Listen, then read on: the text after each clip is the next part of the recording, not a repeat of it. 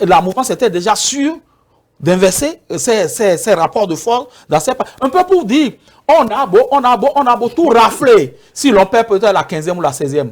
Mais regardez, dans la 16e, les gens ont été élus sur le fil du rasoir. Waouh! Les gens ont été élus sur le fil du rasoir. C'est-à-dire que... N'ouvrez pas la boîte de Pandore ici. Oui. N'ouvrez pas la boîte de Pandore ici. Les gens ont été élus sur le fil du rasoir. N'ouvrez pas la boîte de Pandore, Moïse. C'est dommage.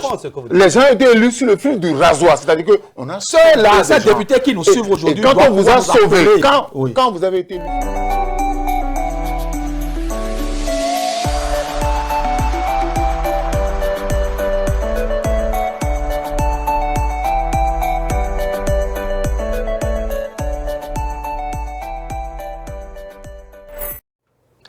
Le président de Restaurer l'Espoir, Candide Azanaï, a effectué une sortie médiatique qui a fait le tour des réseaux sociaux. Nous en parlons dans cette émission.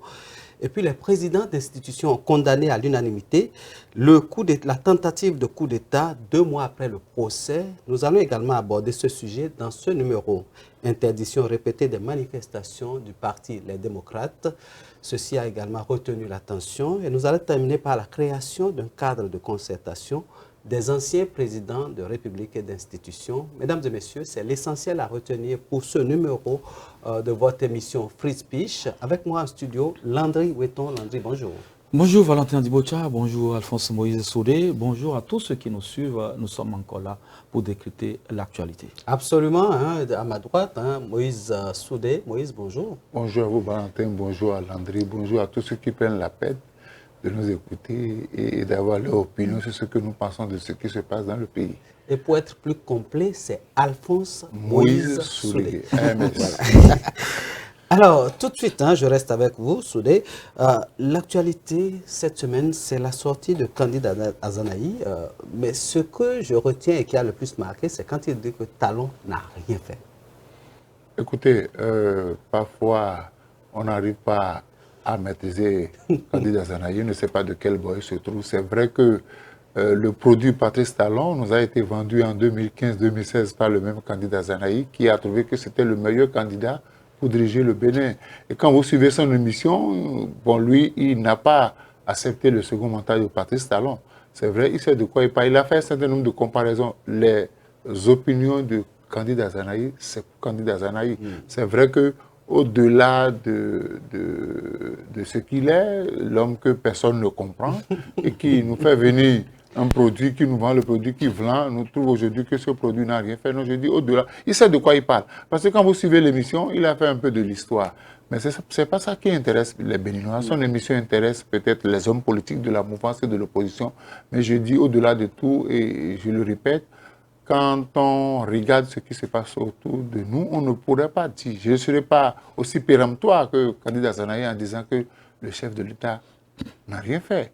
Des choses ont été bien faites. D'autres n'ont pas été bien faites, des choses restent à faire.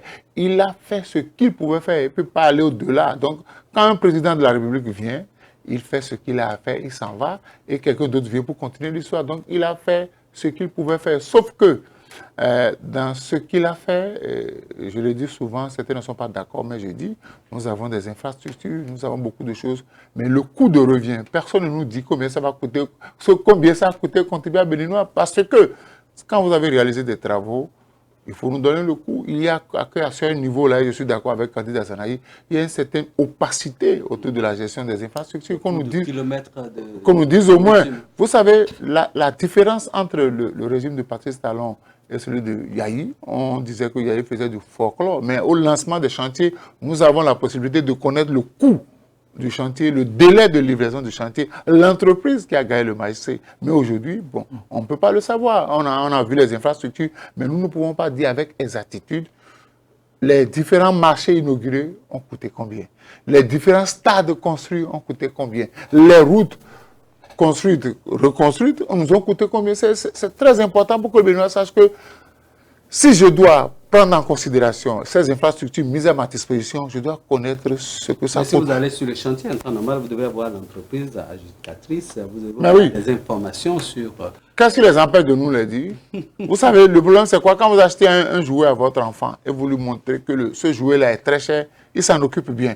Il ne détruit pas le jouet. Mais ici, on n'a pas dit au Béninois, 1 kilomètre de bitume, c'est tel montant, c'est pas bon. Et puis, ça spécule. Le ministre des Finances ou bien l'agence des grands travaux pouvait nous dire, le chef de l'État, tout ce qui a été fait, voilà ce que ça coûte. Mais bon, quand vous en parlez, c'est comme si vous êtes jaloux. Mais je suis d'accord avec lui qu'il y a une certaine opacité dans la gestion. Mais je ne suis pas d'accord quand il dit que rien n'a été fait. Quelque chose a bougé. La dernière fois sur votre plateau, j'ai dit au moins au niveau du plateau technique, ministère de la Santé, des choses ont bougé. De la fin du régime de Yahi jusqu'à la fin de celui de Patrice Talon, certaines lignes ont bougé. Même si elles n'ont pas bien bougé, les lignes ont bougé.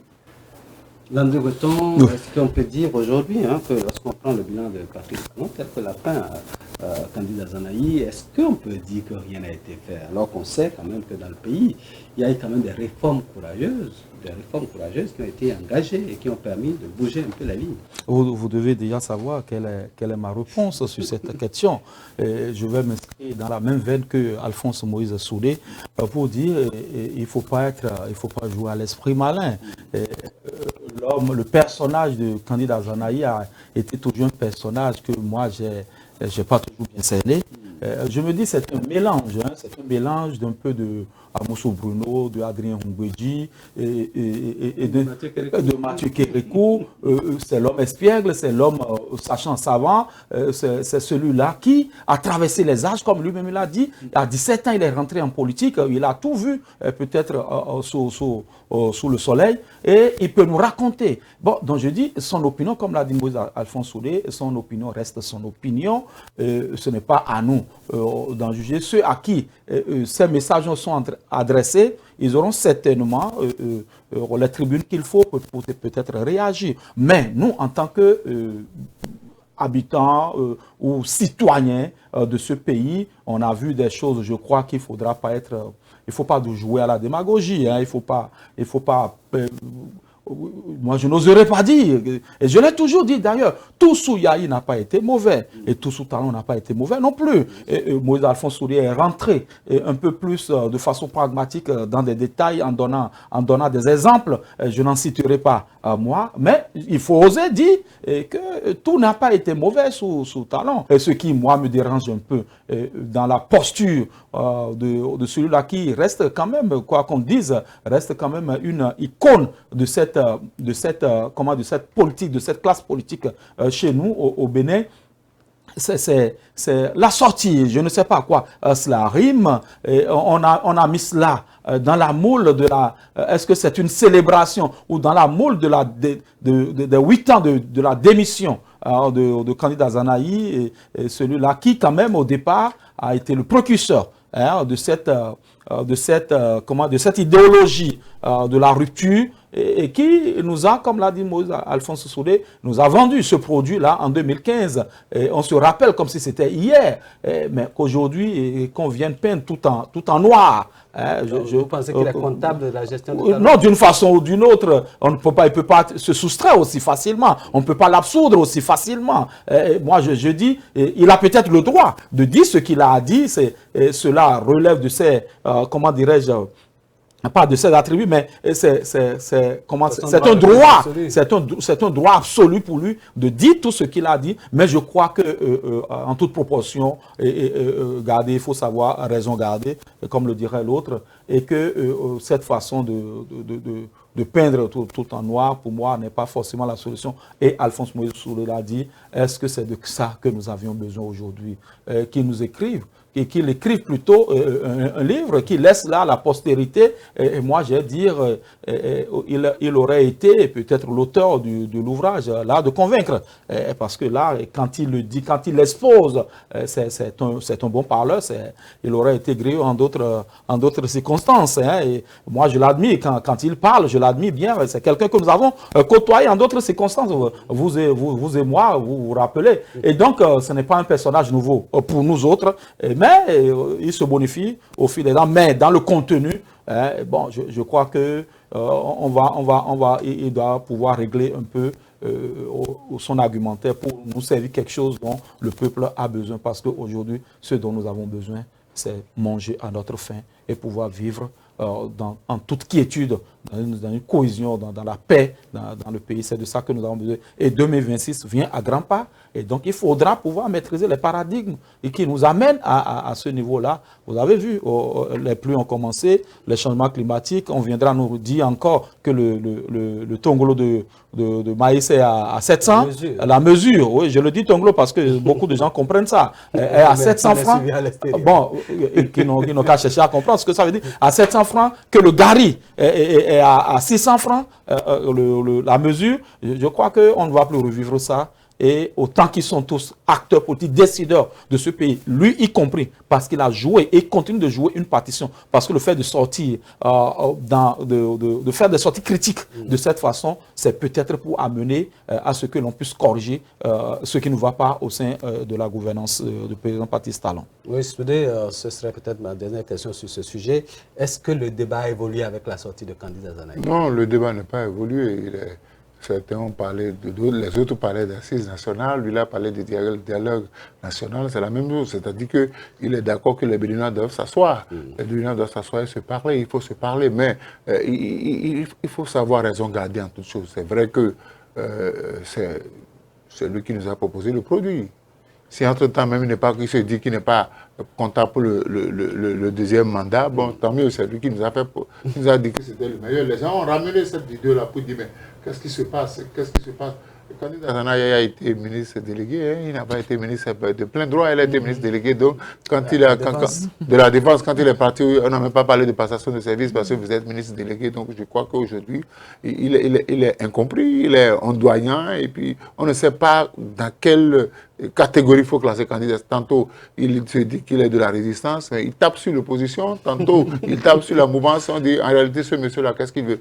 Candidat Azanaï, il reste candidat Azanaï. Mais ce qui préoccupe les Béninois, c'est lever, c'est-à-dire il faut manger, il faut se soigner, il faut avoir la possibilité d'envoyer son enfant à l'école. Il faut dire qu'on ne nous vende plus un produit avarié pour 2026 parce que ça a commencé. Il ne faut plus qu'on nous vende, on nous propose un produit avarié et qu'on revienne après pour dire ben, non, il n'a rien fait. Ce Dix-là est rayé, passons à autre chose. Quoi. On n'est plus à l'étape des vinyles, nous sommes déjà à l'étape des clés USB. Justement, c'est dans cette incompréhension qu'entre-temps, Guy Mitokpe a claqué la porte, il est parti. Aujourd'hui, candidat Azanaï, il y en a qui déplorent le fait qu'il s'en prenne à ce jeune qui a quand même été à ses côtés comme un bon élève. Non, je crois que, comme le dit souvent l'autre, chaque génération doit accomplir la mission qui est la sienne. Hein.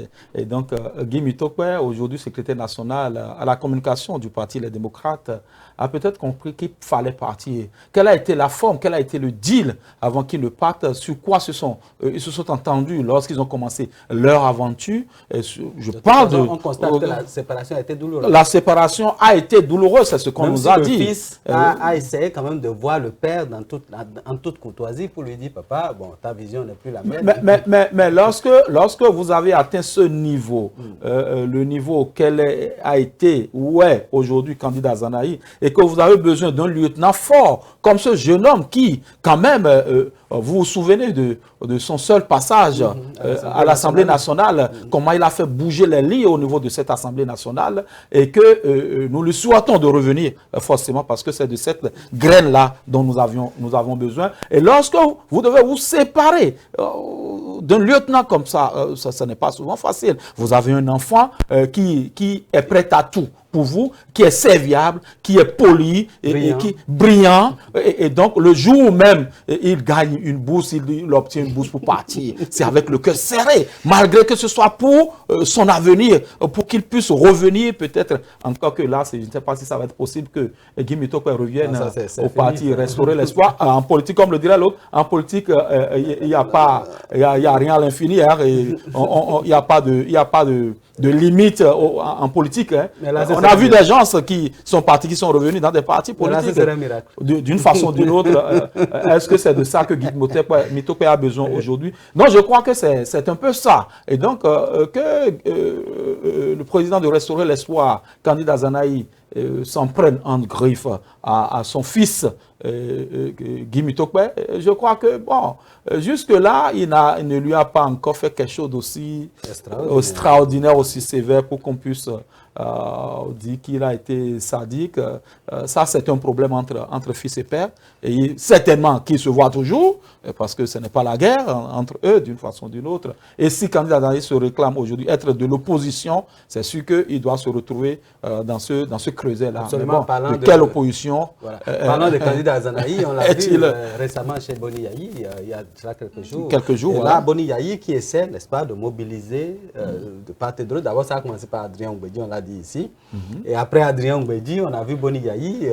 Adrien Oumbedi rend visite également à Boni Yayi chez Amoussou Bruno. Alors là, qu'est-ce qui se passe, Moïse Soudé? Non, écoutez, ce sont les gardiens du temple. Ce sont les gardiens du temple. On pensait qu'ils étaient au garage. Ben, non, ils ne sont pas au garage.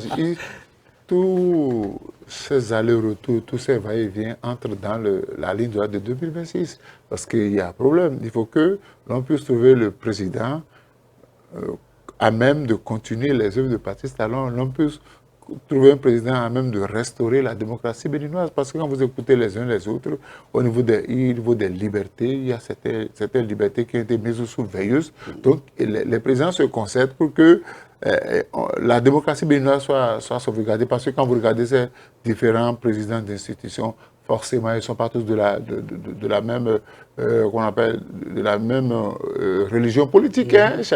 Certains ont composé avec Patrice Talon, d'autres ont composé avec Yayi, d'autres ont composé avec les deux. Donc aujourd'hui, en fait, ce qui est étonnant quand on voit Amoussou Bruno, par exemple, un grand fondateur de l'Union progressiste, le Renouveau, c'est vrai qu'entre-temps, on l'a remercié, on l'a dit d'aller se reposer, vu son âge et tout, mais quand on voit Amoussou Bruno à côté de Boni Yayi, ça étonne. Non, rien n'est étonnant avec les hommes politiques. Hein. Rien n'est étonnant avec les hommes politiques. Vous avez vu, il y a des alliances contre nature. J'ai dit que ce soit dans l'Union, que ce soit dans le parti Les Démocrates, l'UPR ou bien le BR, les gens ne sont pas forcément ensemble parce qu'ils ont la même position. C'est une affaire d'intérêt. Si je dois pouvoir trouver une place au soleil, je suis d'accord, même si en sous-main, je parle mal parfois du chef, les gens parlent mal du chef de l'État, ils sont là parce qu'aujourd'hui, c'est lui qui est au pouvoir, c'est lui qui a la possibilité de distribuer les postes ministériels, les postes de direction. Donc, on fait avec parce qu'on a envie de prendre sa prébande. Donc, c'est pas forcément que les gens se mettent ensemble pour question de conviction. Donc aujourd'hui, Amoussou Bruno et les Rumboidi se sont combattus. Les Rumboidi, quand il a voulu, quand Talon est arrivé, vous savez, il a dit qu'il a laissé un pays fracassé, il a aligné les adjectifs. Aujourd'hui, ce même Rumboidi reçoit Yayi. Bon, qu'est-ce qu'ils sont en train de tramer? Nous sommes en train de voir. Ce qui est sûr, peut-être qu'ils vont se concerter pour dégager le duo consensuel pour 2026, parce que tout ce qui se passe, écoutez, c'est pas qu'ils aiment le Bénin, il ne faut pas qu'on se trompe, aucun d'eux n'aime le Bénin, chacun veut sauvegarder ses intérêts, ces gens-là n'aiment pas le Bénin. S'ils aiment le Bénin, ils n'allaient pas participer au vote des lois liberticides, hein. Ils n'allaient pas participer à un certain nombre de choses, donc ils n'aiment pas, ces gars-là n'aiment pas le Bénin, ils sont là pour leurs propres intérêts, sinon qu'est-ce qu'ils veulent nous proposer? Ils ont déjà montré de quoi ils étaient capables. Aujourd'hui, ils veulent se mettre ensemble pour former une alliance. Vont-ils nous désigner encore un produit avarié pour 2026? On n'en veut pas. Ils donnent la possibilité aux Béninois de choisir leur candidat. Parce que chaque fois quand eux proposent, celui qui est... Écoutez, quand Boni Yayi est venu au pouvoir, il n'avait pas les mains libres. Hein. Ceux qui l'ont proposé l'ont conduit jusqu'à son chaos de 2011. C'est Patrice Talon qui, à un moment donné, a dit non, on ne le manipule pas. Donc, il a pu s'affranchir d'un certain nombre de réalités. Est-ce que c'est cette même réalité qu'on veut nous soumettre encore en 2026, mettre à la tête de l'État béninois un pantin qu'on pourra manipuler pour sauvegarder ses intérêts? Tous ces mouvements-là, toutes ces alliances contre nature prouvent que, bon, chacun veut sauvegarder son beefsteak. Vous savez que l'autre, la dernière fois, on lui a flanqué des redressements fiscaux par rapport à un certain nombre de choses. Donc, est-ce que chacun n'a pas perdu un pan de ses intérêts? Il faut se mettre ensemble pour que le nouveau président qui sera élu se dise que nous, on a contribué à son avènement au pouvoir. Donc, il faut qu'il nous aide à récupérer tout ce qui nous a été pris. C'est ça la réalité. Bon, c'est une lecture aussi. Est-ce que ce n'est pas aussi la preuve que quelque part, il y a un malaise quelque part? Est-ce que ce n'est pas la preuve que lorsqu'on voit, il y en a qui pensent quand même que ces regroupements d'anciens vétérans est la preuve qu'on veut changer de paradigme? Oui, vous savez ce qui m'écoeure un peu dans cette histoire, dans ce regroupement, ce n'est pas la tête des personnes qui se regroupent qui me pose moi problème. Ce qui me pose moi problème, c'est le fait qu'il n'y ait pas eu de relève. Il n'y a pas de relève, on sent qu'il n'y a pas de relève au sein de la classe politique. On est obligé d'aller recourir. On est obligé, c'est vrai, Moïse Alphonse Soudé l'a dit, ce sont les gardiens du temple, mais lorsque vous êtes gardien du temple, on suppose que vous avez des gens qui sont dans ce temple-là, à qui vous léguez le pouvoir, à qui vous donnez la main pour que si demain, l'au-delà vous appelait, que vous partiez, que vous puissiez être à mesure de bouger dans votre secteur, de dire j'ai pu quand même faire quelque chose. Depuis toutes ces années, dites-moi de façon sincère, hein, et lorsqu'on fait un peu, on dépose le pédigré de la classe politique aujourd'hui, qui selon vous est à même de dire j'ai pu acquérir quelque chose de cette classe, de ces sages-là aujourd'hui.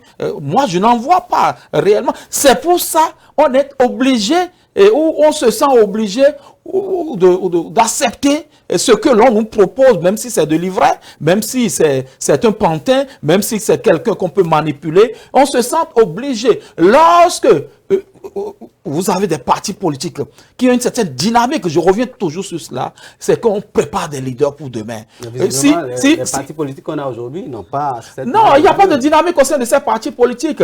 Les gens s'étonnent que le Sénégal s'affranchisse d'un certain nombre de principes de gouvernance chez eux. C'est parce qu'il y a des Sonko qui se sont préparés, il y a des Faye qui se sont préparés, il y a d'autres jeunes qui sont derrière, qui se sont préparés, qui sont allés à l'assaut du pouvoir. Mais lorsque vous prenez la classe politique aujourd'hui au Bénin, dites-moi franchement, si on décide aujourd'hui de faire partie toute cette classe, de les envoyer s'asseoir sous le baobab du Panthéon, que restera-t-il réellement? Mais ce n'est pas pour encourager ce type de fusion contre nature, comme l'a dit Moïse Alphonse Soudé, mais malheureusement, c'est la réalité. On est là, alors qu'en temps normal, c'est des gens qui devraient être les derniers recours.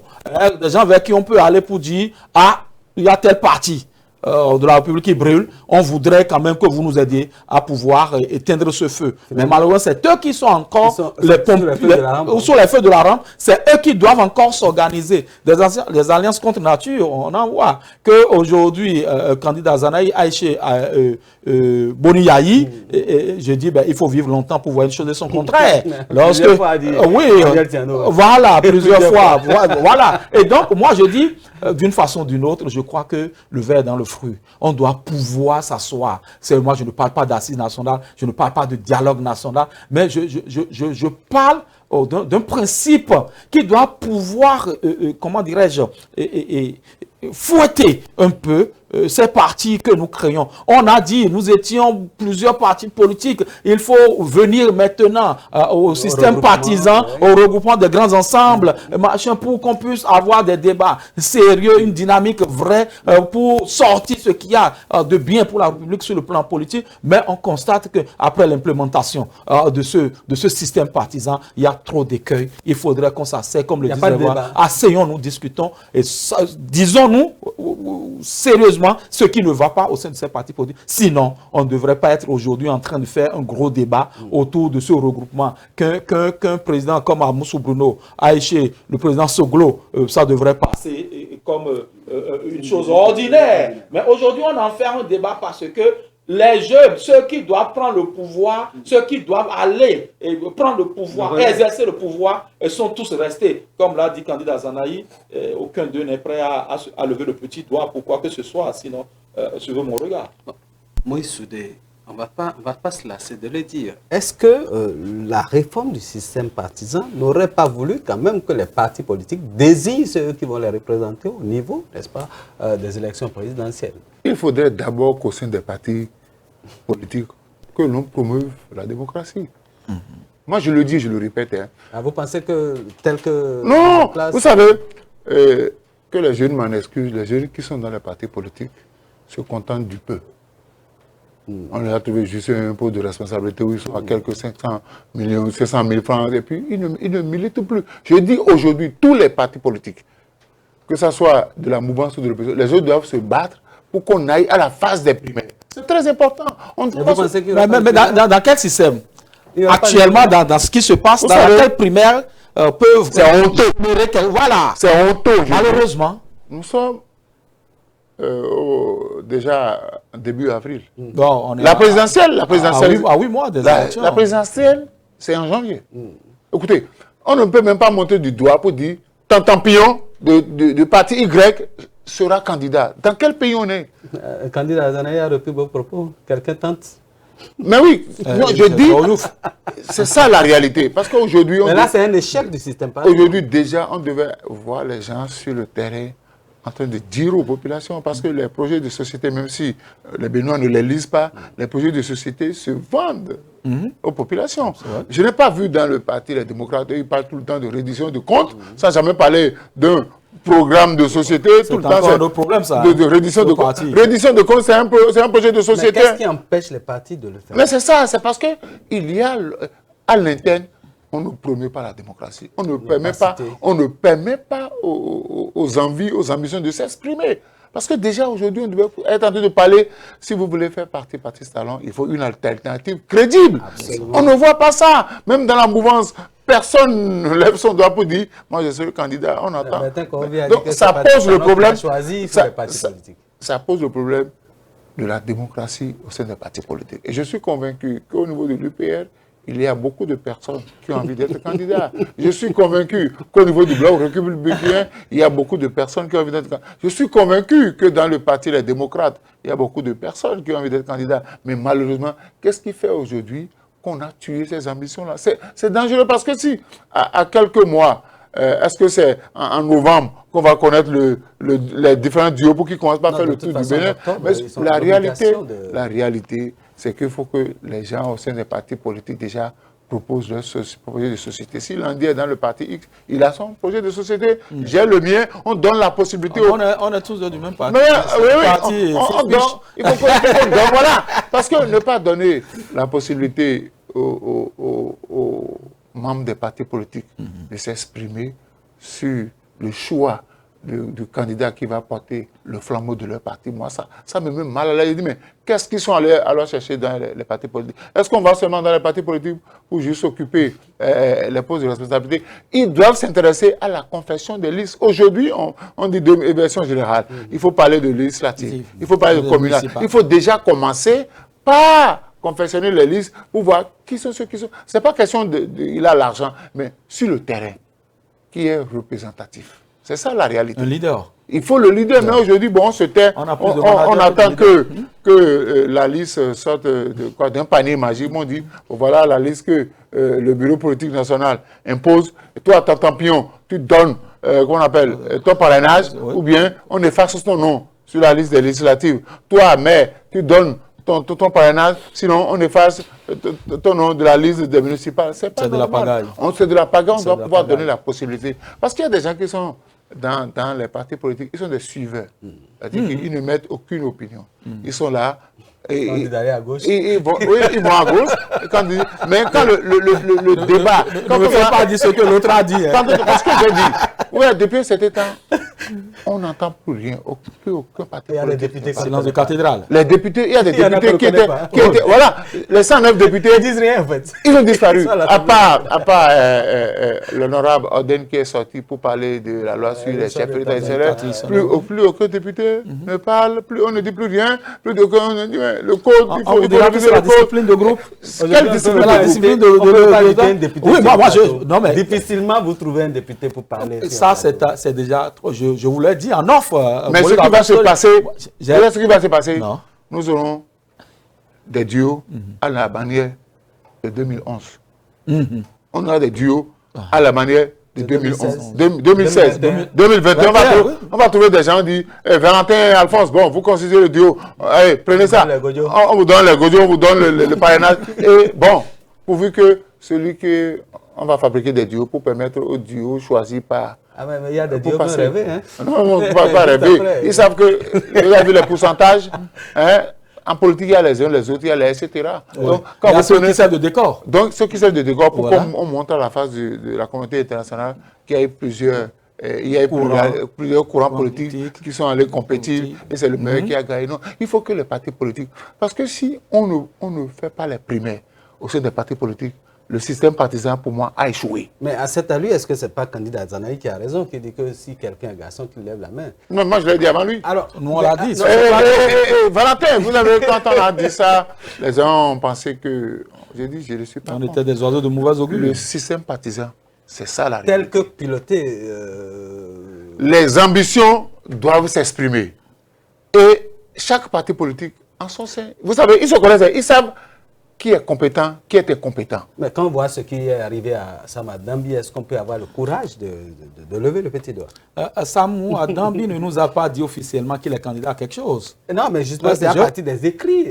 D'une façon ou d'une autre, d'une certaine jeunesse. Il a peut-être fait les frais de ce que moi j'appelle les crocs en jambes au sein peut-être de son parti ou de son entourage. On le dégomme la veille, le lendemain on enlève de son poste. Et puis, oui, c'est cela même ce que nous sommes en train de décrier sur ce plateau. Est-ce que normalement la réforme du système partisan ne devait pas générer exactement le contraire?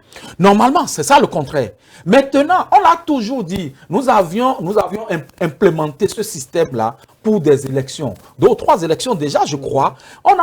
Pourquoi ne pas s'asseoir et retoucher le code, la charte des partis politiques? Pourquoi ne pas retoucher tout ce système-là pour remettre tout cela à flot? C'est ça le problème. Au sein des partis politiques, il y a une certaine, comment dirais-je, je cherche le terme, je ne trouve pas. C'est-à-dire qu'il y a un lobbying au sein de ces partis politiques, une caporalisation de ces partis, au sein de ces partis politiques, où lorsque vous-même, il y a des sujets même, des sujets qui, je ne sais pas, sur lesquels on peut s'exprimer. Il y a une expression qui dit lorsqu'on se rassemble en grand nombre, on se rassemble en petit nombre. Mais si c'est ce petit nombre, qui doit faire ombrage au grand nombre, je crois qu'au finish, l'ensemble n'existera plus. Autrement dit, est-ce que vous avez des craintes pour le système partisan? Forcément. Ce système, moi, les hommes politiques béninois ne sont pas courageux. Et je vais vous dire pourquoi. Vous avez vu, lors du vote de la Constitution, 7 députés de la mouvance à visage découvert ont voté contre. Et ces mêmes députés devaient poursuivre le mouvement. Au niveau du code, il a fallu qu'il y ait une concertation la veille où que le chef disait certaines options. Et ils se sont rangés. Mais aujourd'hui, normalement, il devait y avoir mouvement. C'est-à-dire mouvement, débat à l'Assemblée nationale, déjà sur les lois électorales. Ouais. Même sur les plateaux. Je dis à l'Assemblée nationale. Les 5-9 députés devaient commencer par bouger les choses pour dire. Les lignes devaient bouger. En réalité, ce code-là, il faut qu'on le modifie. Vous avez, j'attaque un point que candidat a attaqué. On a dit que le chef de l'État va faire des prêts au nom du peuple béninois, qui va rendre compte qu'il a 90 jours. Mais je dis, c'est des choses qu'il faut corriger. Et maintenant, on doit commencer par bouger à l'Assemblée nationale. C'est-à-dire qu'il faut appeler à une seconde lecture. Mais je constate, pour moi, excusez-moi, je ne sais même pas si le chef n'est pas à l'Assemblée nationale. Au-delà de tout, vous savez, chaque député va écrire une ligne de l'histoire. Quand le président Patrice Talon va partir, on va dire à ces députés, toi député, tu as participé à ça. Oui. Quand tu étais à l'Assemblée nationale, qu'est-ce que tu as pu faire? Es-tu devenu un mouton de Panurge pour suivre le mouvement du groupe? Parce que les populations, en votant pour toi, reconnaissaient en toi une certaine compétence par rapport à la législation, par rapport à la légifération, par rapport aux lois qui seront proposées. Aujourd'hui, tout le monde a dit, le code, ça ne va pas. Mais les députés qui sont habilités, je parle des 109, les députés qui sont habilités devaient dire, mais attention, le peuple en parle, les gens en parlent. Qu'est-ce qui nous empêche de remettre ce code-là sur le tapis? Est-ce qu'ils vont recevoir, reçoivent des consignes pour ne pas toucher au code? Non, mais je dis, si les députés de la mouvance n'ont pas pu ou ne veulent pas le faire, qu'attendent les députés de l'opposition pour initier? Et c'est ce que je dis. Là, le débat, on suit quand même le débat à l'Assemblée nationale. Il y a des initiatives qui ne prospèrent pas. Non, mais écoutez, je dis, nous sommes à quelques mois des élections. Pourquoi ne pas remettre sur tapis le débat sur le code électoral? C'est un débat sérieux. Oui, c'est un débat sérieux. d'actualité. Avons-nous bougé? Avons-nous bougé par rapport à l'existant? Nous n'avions pas bougé. Et c'est de ça que Moïse parle. Nous n'avions pas bougé d'un iota par rapport. Le problème est là. Et même ceux-là qui savent, ils sont conscients. La guéguerre à l'Assemblée nationale. Mais ils sont conscients que ce code-là ne leur fait pas favorable aussi. Même ceux de la mouvance. Vous savez, et pourquoi ils se taisent? Ils ont choisi, un instant, ils ont choisi de se tirer entre les pattes. Ils ont choisi de se faire harakiri. Si Oui. ils ne savent pas faire là, il ne faut pas retrouver leur nom sur la prochaine liste des législatives. Parce que on n'aura que leur jeu pour pleurer. On va utiliser ce même code qu'ils ont voté pour les chicoter. J'ai déjà dit ça plusieurs fois. Parce que vous êtes là, vous êtes député, vous vous dites, ouais, les pourcentages dans les circonscriptions électorales, ils peuvent réunir ça. Et ils sont là depuis à lire. Ils ne donnent pas. Ils pensent peut-être à une en offre, nous savons ce qu'ils disent. Mais pourquoi ils ne posent pas le débat à l'Assemblée nationale pour que les 109 députés puissent dire toilettons ce code-là? Mais il y a un aspect dont on ne parle pas. Et si le cas, un schéma arrivait où un parti politique, par exemple, a eu plus de 20% dans 23 circonscriptions électorales et que dans une seule circonscription, il perd tout. Et que ce schéma-là se passe aussi bien dans l'opposition comme dans la mouvance. Oui, c'est clair. Qu'est-ce qui va se passer? Non, j'ai dit, il va réussir. J'ai dit que nous sommes en train... Dans ce schéma-là, il y a un problème. Non, nous sommes en train d'encourager pour 2026 parce que un parlement à nouveau monocolore. Non, mais avant... Parce que ça peut arriver que avec l'application des différents articles, qu'on retrouve un parlement uniquement opposition. Ça peut arriver encore qu'on retrouve un parlement uniquement mouvance. Mais les députés ne prennent pas conscience que... Non, mais attendez, vous êtes déjà trop parti pour les présidentielles, puisque c'est par là on commence. Oui. Ou le dépôt des dossiers, non? Non, même au niveau de cette affaire de 20%, il peut arriver que dans 23 circonscriptions électorales, un parti ait fait un score très fort et que juste pour une circonscription électorale, elle passe moins de 20%. 20%. Qu'est-ce qui va se passer si ce cas de figure se présentait? Adjiboucha, je dis et je répète, je n'ai pas la certitude, moi, Alphonse Moïse Soudé, que les 109 députés que nous avons à l'Assemblée nationale aient lu de l'article 1 au dernier article du Code électoral. Deuxième chose. Comment ils l'ont voté alors? Non. Est-ce qu'ils ont lu? Parce que, vous savez, j'ai l'impression que c'est nous, hommes de médias, qui en parlons. Et puis les intrépides de l'opposition, mais les gens de la mouvance, ça ne leur dit absolument rien. Mais j'ai quand même entendu le président de la commission des lois dire qu'il peut arriver que la tendance soit totalement inversée. Mais c'est ce que je dis, non? Tout le temps, on peut avoir... Vous parlez du président de la commission. Aujourd'hui, voilà. Si on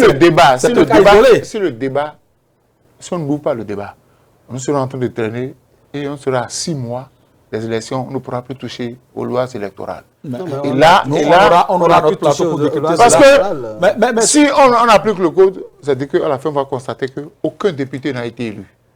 C'est-à-dire qu'après les législatives, avec l'application du code, aucun député n'a été élu. Aucun parti politique n'a de député. Qu'est-ce qu'on va faire? On va rentrer. Qu'est-ce qu'on va faire dans un vide juridique? Je voudrais... Et attention, c'est là il y a un risque. Parce que quand le vide juridique va s'installer, c'est là on trouvera la nécessité de retoucher le code. Non, mais on sera dans l'impasse. Oui, mais on va retoucher le code. Il y a un chef d'État qui est là, il y aura un vide juridique. Est-ce qu'il n'y a pas de risque pour que le chef de l'État puisse rester parce qu'il y a un vide juridique? Mais c'est ça que nos chers amis députés ont dit ça tout le temps. Mais certains, ils ne voient pas le danger pour eux. Ils sont mais là. Est-ce que ça n'arrange pas certains? Non, est-ce qu'on veut choisir de créer... Non, ça arrange certains. Ceux qui pensent qu'ils sont toujours... ils seront toujours élus. Mais vous avez soulevé une question tout à l'heure qui, moi, m'intéresse. Vous avez dit, ce n'est pas évident que les 109 députés aient lu du premier article jusqu'au dernier article de ce code électoral. Je dis, mais vous êtes allé trop loin. Vous avez même dit sur ce même plateau qu'il y a des députés que vous ne connaissez même pas. Vous ne connaissez même pas leur nom. Il y en a qui ne participent à rien au niveau de... Voilà, ils ne participent à rien au niveau de... Mais combien sont-ils ces députés élus qui ont un cabinet?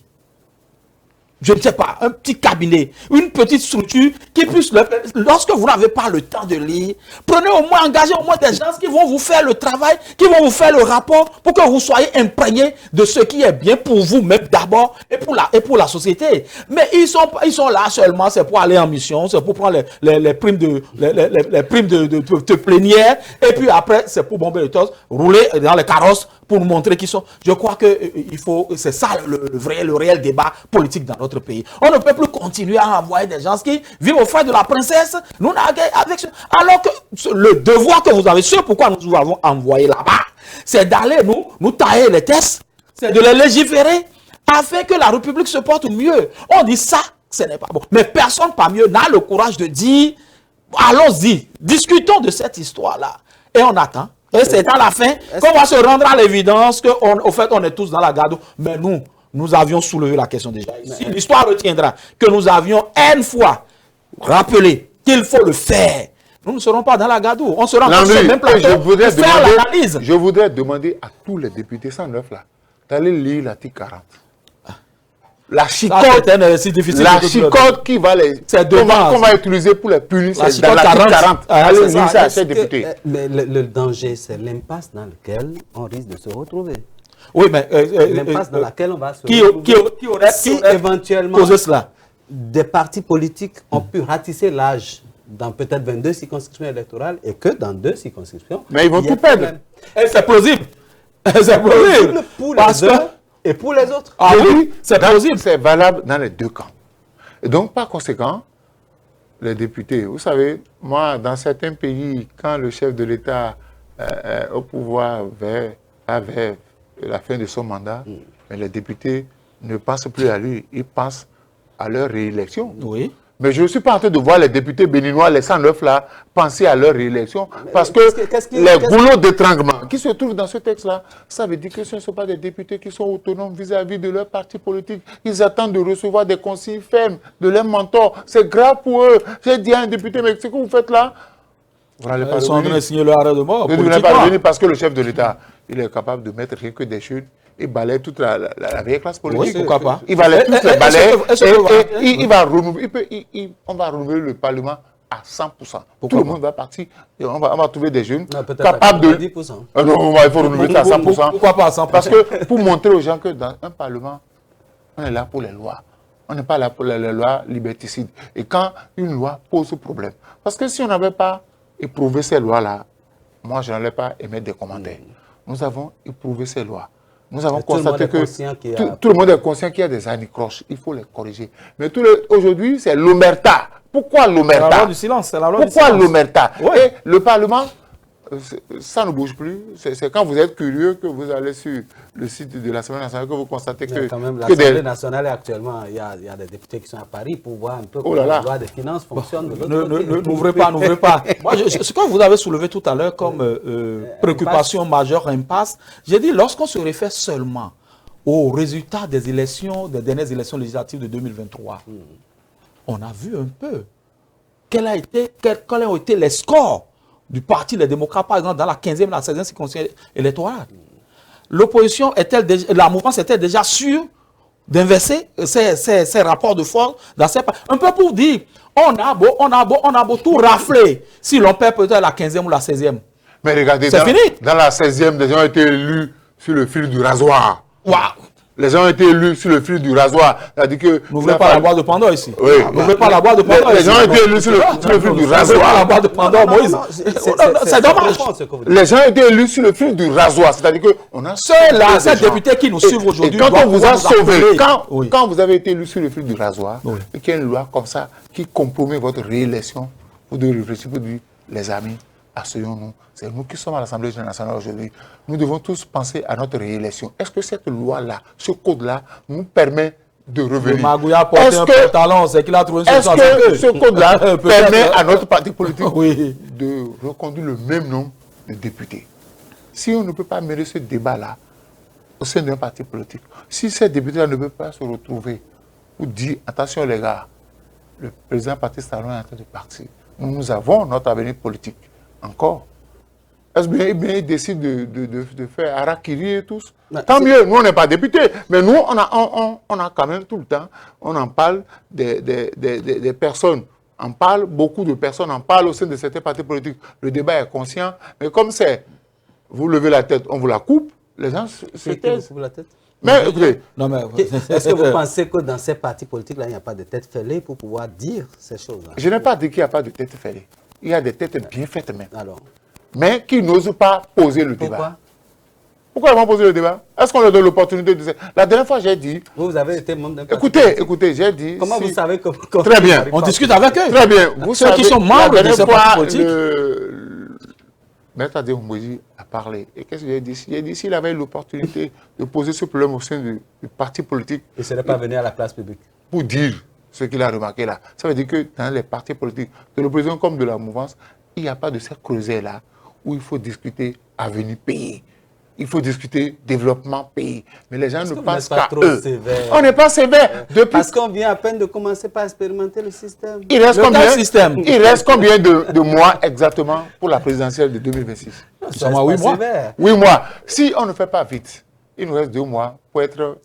Dans la limite, Faut dans le que- deadline, oui. Pour de ne plus faut- toucher les oui, tests. c'est Il nous clair. reste exactement 2 mois pour ne plus toucher les tests. Ce n'est pas moi qui l'ai dit qu'à 6 mois des Ce sont les élections, dispositions. on ne touche plus aux tests. dispositions Et statutaires. CEDEAO. de la CEDEAO, maintenant, les gens ont encore 2 mois Pour le faire. pour bousculer les choses. Mais s'ils ne le font pas, Je crois que ce que- on reviendra en 2026 pour leur dire, comme l'a dit Nicolas Sarkozy, bon, la suite. André Breton, Je- est-ce qu'il y a des craintes? Le Bénin est quand même un pays sûr. Non, le Bénin, il n'y a pas de crainte à se prendre la tête, mais je crois que ce que nous soulevons ici comme débat est un débat sérieux. Au fond. Et nous sommes des avant-gardistes, comme le dirait l'autre, nous sommes des orientateurs de conscience. Et ce que nous sommes en train de dire sur ce plateau, je le dis toujours, ce n'est pas pour faire tomber des citadelles, mais c'est faire en sorte à ce que les gens, on peut, comme le dirait l'autre, l'homme prudent voit le mal de loin. Absolument. Et donc que les gens prennent conscience de ce que nous faisons ici comme débat. Ils peuvent nous prendre comme des fous, ce n'est pas un problème. Mais je crois que ceux pour qui nous sommes en train de faire ce débat, ils se connaissent et doivent pouvoir... Non, c'est un peu le débat de la République, hein. Oui, c'est un débat de la République, mais il y en a qui sont plus concernés. Moi, je suis candidat à rien en 2026. Vous Ah le non, savez. je suis candidat à rien en J'aurais 2026. j'aurais aimé, vous savez, Oui. parfois, je dis, nous sommes obsédés par nos intérêts, que nous ne voyons pas l'intérêt Général. général. J'aurais bien aimé que ces présidents d'institutions, ces anciens présidents qui font le balai en un point fini, dans leur déclaration, puissent poser le problème du code électoral. C'est ça, c'est ça qui va renforcer notre vivre ensemble. C'est ce code électoral-là qui va renforcer... ou Ça ne bien se pose pas? Qu'est-ce qui se dit? mais dans leur déclaration, moi, je m'attendais à ce qu'on dise, ben, écoutez, le code électoral, nous sommes à 8 mois de la présidentielle, il faudrait qu'au niveau de l'Assemblée nationale, il faudrait qu'au niveau des On a partis vu Adrien politiques... Mbedi changer de fusil d'épaule. Mais j'ai dit, voilà la réalité. Ils ne pensent qu'à eux. Ils ne pensent pas au peuple. Parce que ce code-là, quand ça crée des problèmes, qui en souffrent? C'est le Et peuple. ça, C'est le ça peuple. fait partie Et je des choses dis- qu'on a toujours je- reproché à Adrien Mbedi de l'autre côté de la... Mais oui, parce que le code électoral, ça renforce notre vivre ensemble. Et chaque fois, bon, le clergé catholique, la dernière fois quand ils ont fait le truc, ils ont parlé, chaque fois quand ils font la lettre épiscopale, ils parlent de notre vivre ensemble. Bien sûr. Tout ce qui doit mettre à mal notre vivre ensemble, nous devons l'éviter. Et ces présidents d'institutions devaient quand même dire, ah, ce que les gens disent là, c'est pas vrai.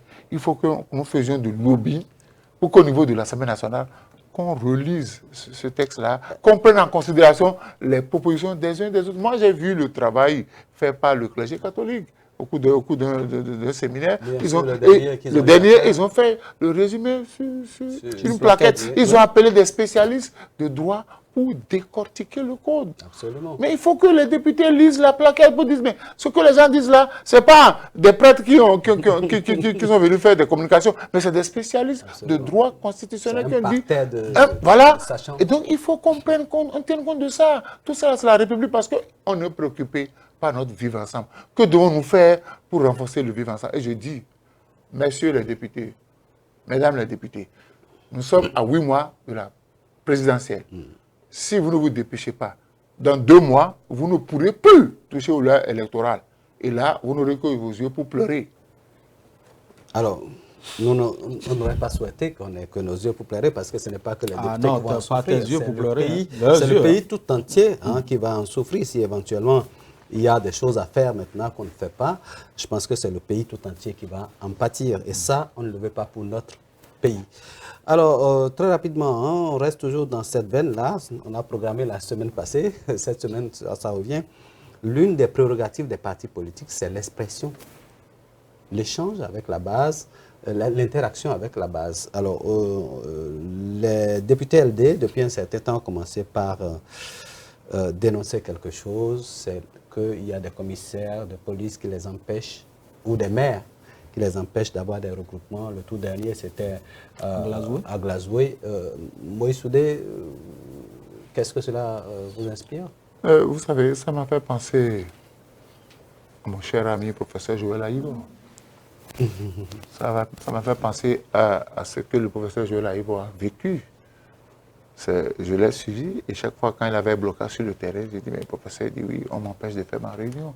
Je ne sais pas sur quelle base on se lève pour empêcher des citoyens de rencontrer d'autres citoyens. La dernière fois même, ce qui m'a écœuré, c'est aussi quand même au niveau des locaux du parti. Ils ne sont pas allés à la place publique. C'est comme si vous devez vous interdire aux syndicalistes d'organiser une rencontre à la Bourse du Travail. C'est leur maison, c'est leur lieu de rencontre. Moi, j'ai dit, mais pourquoi cette violation de domicile? C'est ma maison. Je vais discuter avec mes militants. Je vais faire rendre compte à mes militants de ce que j'ai pu faire sur le terrain. J'ai dit, et la dernière fois, pour conclure l'émission ici, j'ai dit, quand on vous envoie, il faut savoir vous envoyer. Parce que quand vous posez les actes sur le terrain, les partis politiques, le jour où ils seront débordés, ils vont vous assigner en justice. Il n'y aura personne. Il n'y aura personne. Oui, il n'y aura personne pour vous défendre. Donc, il faut faire attention. Les lois ont été écrites pour être respectées. Si nous sommes dans un on dit il faut informer, on n'a pas besoin d'autorisation, il faut informer. Est-ce qu'ils ont informé? Et quand vous débarquez comme ça, faites attention. Moi, je dis, et c'est bizarre que dans mon pays, à la fin de chaque régime, on remarque ça. C'est le même phénomène. Pourquoi c'est comme ça? Est-ce qu'il y a des gens qui cherchent à saboter le travail fait par le régime finissant? Je ne comprends pas. Je dis, écoutez, mais quand on vous envoie, il faut réfléchir. Dieu nous a tous donné une jugeote. Ce n'est pas parce que ton patron te dit, quand tu demandes à ton peuple de se jeter à l'eau, il fera la révolution. Donc quand on vous envoie en mission, il faut réfléchir. Parce que vous, au-delà de la mission républicaine, vous avez un nom. Vous avez un nom et que l'histoire marquera que vous, quand vous étiez peut-être chef brigade, machin, vous avez fait ci. Est-ce que vous pensez qu'un officier de police aujourd'hui peut refuser d'exécuter des ordres? Lorsqu'on vous envoie... Est-ce qu'on veut faire plaisir lorsqu'on vous envoie, il faut savoir s'envoyer. C'est important. Je crois que beaucoup doivent pouvoir... Vous pensez qu'un officier peut avoir l'audace sous quelqu'un comme Yaya de refuser, ou bien sous quelqu'un comme l'autre qui a pris les rênes tout à l'heure, de refuser d'exécuter des ordres? Ces policiers ont-ils forcément reçu les ordres de la hiérarchie? Je n'en sais rien du tout. Est-ce que les maires ont ce plein pouvoir de pouvoir, comment dirais-je, empêcher les gens de se réunir au sein d'un cadre politique de leur, comment dirais-je, zone de compétence? Non, je parle de leur site, des bureaux de ces partis politiques, surtout de l'opposition. Moi, j'ai suivi un peu tout ce qui s'est passé à Calavi lorsqu'on interdisait ces gens-là, ces responsables de se voir. Et après, je me suis retrouvé au niveau du truc là, national pour pouvoir suivre leur conférence de presse. J'ai entendu beaucoup de choses se dire, de récrimination, et les gens ne sont pas contents de ce qui a été dit. Et j'ai pensé un instant que ça allait s'arrêter. Mais ça a continué. Bon, ça devenait un effet boomerang. Oui, moi je dis c'est dommage. Nous prenons aussi acte et nous allons suivre ces dirigeants, les dirigeants de ce parti politique, les démocrates. Et lorsqu'ils monteront au créneau, nous serons peut-être encore là pour dire à la population qu'une fois encore, cela est arrivé. Et comme Moïse l'a dit, c'est le syndrome de fin de mandat. Alors, qui veut saboter les actions du président Patrice Talon. Je ne sais pas si le chef de l'État est demandeur de tout cela. Je n'en sais rien du tout, mais je crois que, comme l'a dit Moïse, lorsqu'on t'envoie, il faut savoir s'envoyer. Votre mot de fin? Oui, c'est un plaisir. Le devoir a été accompli. On espère que ceux qui nous ont suivis ont pris ce qu'il y a de bien dans tout ce que nous avions dit. Et notre objectif, comme je le dis toujours, c'est de faire en sorte à ce que la cité soit mieux bâtie. Voilà, merci faire en sorte que la cité soit mieux bâtie. Moïse? Je voudrais demander aux 109 députés de mon pays de jeter un coup d'œil sur le code électoral. Le code électoral participe à renforcer notre vivre ensemble, c'est très important. Et quand vous êtes quelque part avec beaucoup de personnes parlent d'une même chose, parce que vous dites, mais ces gens-là, en réalité, qu'est-ce qu'ils disent? Parce que 2 mois, c'est déjà là. Si nous ne respectons pas, nous ne faisons pas le travail, on se ramasse aujourd'hui dans le délai où on ne peut plus toucher au test. Et je voudrais que les hommes politiques, au niveau des 3 partis politiques réunis à l'Assemblée nationale, on puisse mener le débat pour voir dans quelle mesure on peut toucher aux articles qui posent problème dans le code électoral. Il y va du renforcement de notre vivre ensemble. Voilà, chers amis, ce sera tout pour ce numéro de Free Speech. Nous espérons recevoir des députés ici, de la mouvance comme de l'opposition, pour mener des débats qui concernent l'Assemblée nationale. Le plateau leur est totalement ouvert. Les hommes politiques de toutes tendances confondues sur ce plateau sont les bienvenus. Ce sera tout pour ce numéro. Merci à chacun et à tous de nous avoir suivis.